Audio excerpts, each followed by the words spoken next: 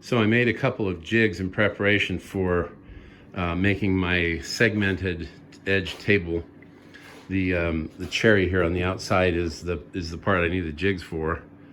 The part in the middle I cut by hand. But in order, first of all, to make this very large circle for the tabletop, I made this. This is a circle cutting jig for a router. And here's another one I've already made. I took the router bits out, but this is pretty interesting. It's very simple. It's like my bandsaw jig as well. Put that back in there. And you just basically turn this, and that moves this middle part here. And so you can make any kind of shape of round circles from, I think, from about 22 inches to 48 inches or something like that. And if I have something smaller than that, I just use my bandsaw jig, which I don't have out.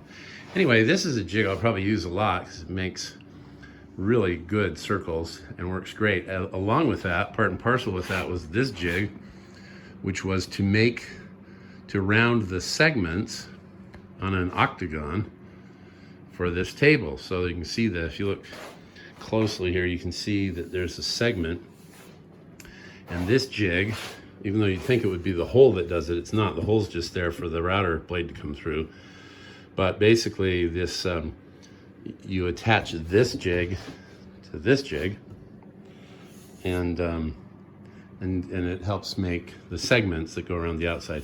The perfect segments, I might add. You need to have perfect segments in order to make it work. This jig I'll probably never use again, or maybe, I don't know, maybe once or twice to make, if I ever make another edge round table.